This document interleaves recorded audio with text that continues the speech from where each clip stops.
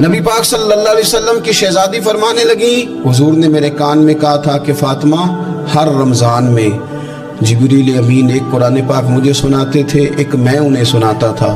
اس سال جبریل نے 2 سنائے ہیں۔ فاطمہ مجھے لگتا ہے تیرے باپ کے جانے کا وقت آ گیا ہے، اب میری رخصتی ہے، مصیبت آئے تو صبر کرنا، مشکل پڑے تو حوصلہ کرنا، اپنے آپ کو اپنے رب کریم کے سپرد رکھنا۔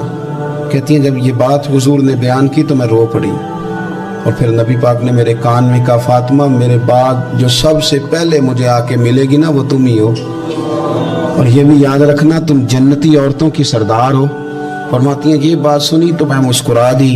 6 ماہ گزرے حصول کے بعد تو سیدہ فاطمہ کا وصال ہو گیا، صرف 6 ماہ، پورا سال نہیں، 6 ماہ گزرے۔